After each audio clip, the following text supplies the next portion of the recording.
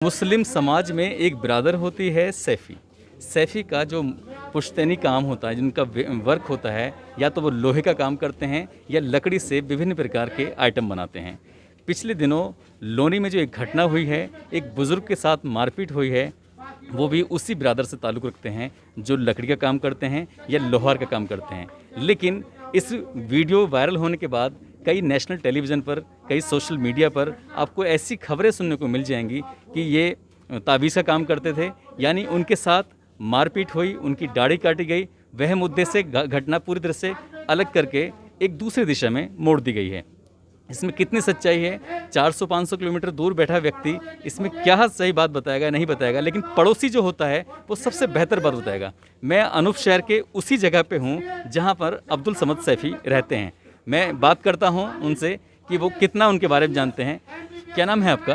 मेरा नाम सरफराज अहमद है। अनूप शहर से बिलोंग करता हूँ। आप जानते हैं अब्दुल समद सैफ़ी साहब को? जी। वो क्या काम करते हैं? और उनके बेटे ने कारपेंटर में ITI किया है और उसकी नेहरूगंज मोहल्ला में एक दुकान है।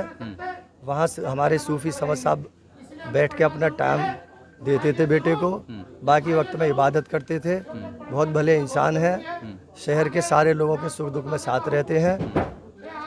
क्या कभी ऐसा मामला सामने आया कि वो तावीज़ बना के किसी को उसके दम करते हों, इसकी मदद करते हों, ऐसी कभी बात आई हो सामने? ऐसा हमने उनको कहीं नहीं देखा। शहर में भी हमारी भी उम्र तकरीबन 40-42 साल की हो गई। हमने कभी उनका कोई ऑफिस, कोई दफ्तर, कोई मतलब खाना या कोई इलाज की जगह ऐसी आज तक हमने नहीं देखी कि जहाँ चचा जो है इलाज करते हों। लेकिन 5 जून को जो घटना हुई है लोनी के अंदर, उसके बाद एक नई कहानी पेश कर दी गई है कि ये तावीज़ का काम करते थे।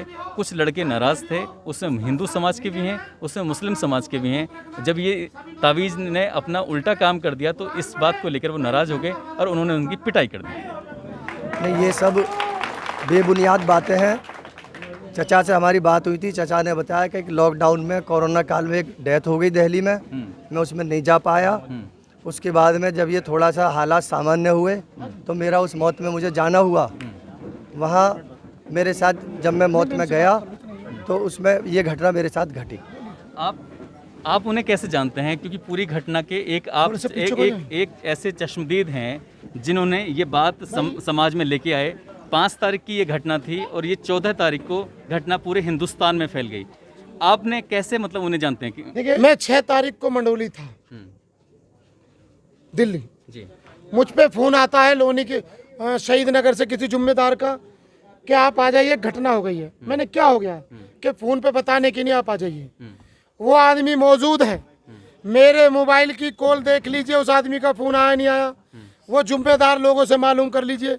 जब मैं शहीद नगर पहुंचा तो मैंने देखा एक चचा बुजुर्ग बैठे हुए हैं, उनकी कमर मुझे दिखाई कि इनको बहुत मारा है और इनकी दाढ़ी काट दी गई है। मैंने कहा चचा आप क्या चाहते हो? उन्होंने कहा मैं इंसाफ चाहता हूँ। मैंने कहा चचा मैं आपको जानता नहीं, पहचानता नहीं। पहले आपने कभी उन्हें देखा? कभी नहीं। अच्छा। इस गांव के लोग, अगर मैंने अनूप शहर कभी आया हूँ, चचा के ऑनलाइन कह रहा हूँ, चचा के मोबाइल से मेरी भविष्य में कभी बात हुई हो, गुनहगार में। चचा के बेटों से मेरी बात हुई हो, गुनहगार में। चचा के रिश्तेदारों से भी मेरी बात हुई हो तो गुनहगार में। चचा के गांव से भी किसी व्यक्ति से मेरी बात हुई हो तो गुनहगार में, भविष्य में भी। मतलब एक बुजुर्ग आदमी के साथ जो अपराध होता है, उनकी दाढ़ी काट दी जाती है, उनके साथ मारपीट होती है, बस आप इंसाफ दिलाने के लिए उन्हें थाने तक लेके जाते हैं। आपका ये कसूर है? बस मेरा ये कसूर है कि मैं चचा को थाने, जुम्मेदार लोग देते, मैं थाने लेकर जाता हूँ और उनकी तहरीर नहीं लिखते हैं वो लोग, तो चचा मुझ पे दोबारा मेरे घर आते हैं और मैं फेसबुक लाइव आकर चचा का दुख पूरी दुनिया के सामने रख देता हूँ। फिर पुलिस मर्द बन जाती है और 3 घंटे के बाद मुकदमा करती है।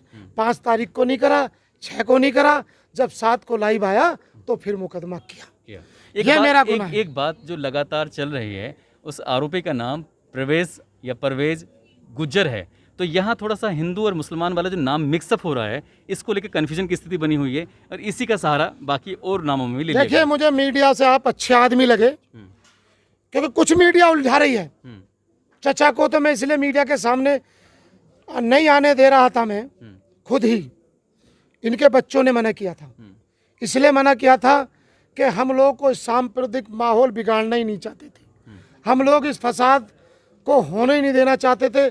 इस वजह से बचा रखा था कि तमाम दल के राजनेताओं के फोन आ रहे थे कि चचा को हमसे मिलाओ। अनूप शहर के लोगों ने तय किया कि हम इस लड़ाई को अमन शांति से लड़ेंगे, इसमें राजनीति नहीं होने देंगे। इसीलिए अनूप शहर में कोई नेता नहीं आने दिया। मगर जब फेसबुक लाइव में आया और मैंने आवाज़ उठाई और पुलिस ने मुकदमा किया, और फिर 10 तारीख को परवेज, आपने कहा ना कुछ मीडिया के लोग मुसलमान इसलिए कह रहे हैं कि परवेज मुसलमान होता है, और आप चले जाइए सहारनपुर मुजफ्फरनगर गुजर मुसलमान भी होता है, राजस्थान में भी होता है, तो गुजर हिंदू में भी होता है। तो परवेज गुजर हिंदू और परवेज गुजर मुसलमान, इसीलिए इसको मुसलमान का रूप दे रहे हैं। जब मॉब लिंचिंग होती है तो एक ही मुसलमान को मारा जाता है और पीटने वाले कई होते हैं, यही हुआ है। ये फर्जी बात है, हमने सांप्रदायिक बात होने नहीं दी। अगर सांप्रदायिक दंगे होने होते तो ये जाहिल आदमी, ये नालायक आदमी, ये जालिम आदमी 2 दिन थाने रहा। क्या किसी ने थाने में जाकर परवेज गुजर को गाली दी? क्या धमकाया? क्या उसके साथ बदतमीजी की? क्या कोर्ट में उसके तेजाब फेंका? फिर बात करते ताबीज की। मैं पूछता हूं कि हमारा ताबीज से मतलब ही क्या है? हमारा इंसाफ है दाढ़ी को लेकर, हम इंसाफ चाहते हैं पिटाई को लेकर, हम ताबीज की बात ही नहीं करना चाहते। बात सारी लड़ाई की शुरुआत जो होती है वो दाढ़ी से होती है, मार पिटाई से होती है। इसके अलावा बात यहीं से शुरू होती है और यहीं ख़त्म हो जाती है। ये कहते हैं कि जिन लोगों ने ये जुर्म किया है, ये अपराध किया है, उनको कड़ी से कड़ी सज़ा मिलनी चाहिए। मैं जाते जाते आपको एक बात और बता दूं कि अब्दुल समद सैफ़ी का जो घर है, उनका चूल्हा है, वो कारपेंटर के काम से चलता है, बड़ेगिरी के काम से चलता है, ताबीज़ के काम से नहीं चलता है। जो यहाँ के अड़ोसी हैं, पड़ोसी हैं, अनूप शहर वासी हैं, वो बना कर रहे हैं, कहते हैं कि वो सिर्फ कारपेंटर काम करते हैं। लोगों को गुमराह करने के लिए ये नई नई कहानियाँ रची जा रही हैं, जिससे क्या जो असली मुद्दा है उससे भटकाया जा सके। धन्यवाद।